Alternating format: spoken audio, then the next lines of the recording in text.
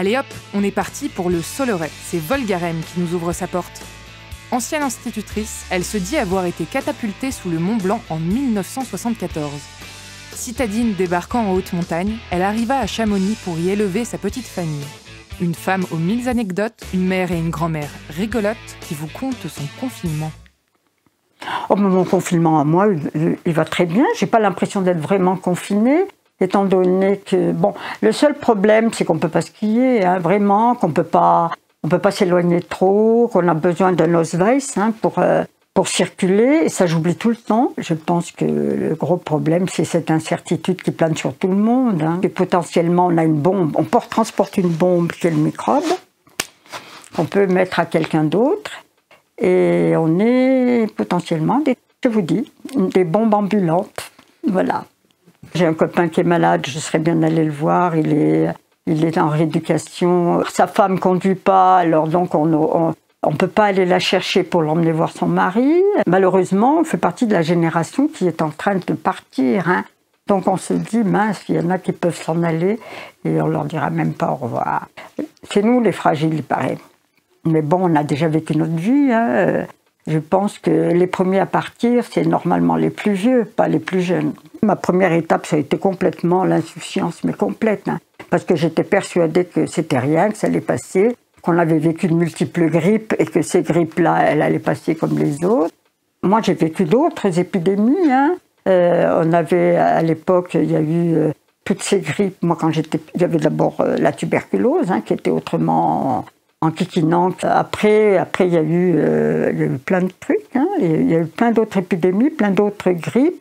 Il y a eu surtout le sida, on ne savait même pas ce que c'était, moi. La grippe aviaire, il y avait les poulets qui mouraient, tu ne savais pas s'il fallait manger du poulet, pas manger du poulet. Après, il y a eu aussi le bœuf, les histoires, mais on en a eu plein. On en a eu plein de trucs comme ça, mais c'est la première fois que ça prend une ampleur aussi. C'est un peu, moi je trouve qu'on marche un peu sur la tête. Hein. C'est un peu ubuesque cette histoire, on va dire ça comme ça. Ouais. Si vous cherchez quelqu'un qui a été angoissé par le confinement, je ne suis pas la bonne personne. Voilà. On se promène tous les jours, hein, on va faire des courses, je grignote un peu sur mon Ausweis, un peu avant, un peu après. Non, pas un peu avant, un peu après surtout. Il est particulièrement difficile de quantifier le temps qui passe sans un outil de mesure adéquate. Volga, quel est votre rapport au temps et est-ce que la temporalité semble avoir changé pour vous ? Ah bah oui, complètement. Le temps, il s'est étiré. Il n'a plus la même... c'est vrai. Le temps s'est étiré et on n'a plus les repères. On se couche plus tard, on se lève plus tard, on traîne plus. Voilà. C'est ça les vrais paramètres. C'est le rapport au temps, oui, qui s'est étiré, qui est différent. Et j'ai à la fois l'impression qu'il a passé très vite et pas du tout. Parce qu'on se retrouve à Noël et j'ai l'impression que toute l'année, elle a été une espèce de grand fil étiré. Finalement, on a fait plein de choses, mais avec comme un temps suspendu. Ouais, c'est ça.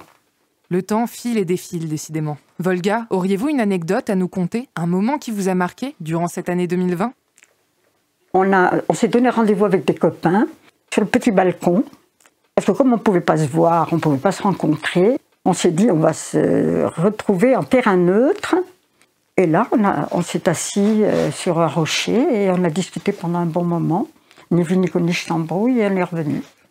Remarquez, peut-être le confinement, c'est l'occasion de se remettre en mémoire que finalement, c'est des choses simples qui sont importantes dans la vie. Un grand merci à Volga Rem pour son témoignage et on se retrouve très vite pour de nouveaux portraits de Chez mon confiné.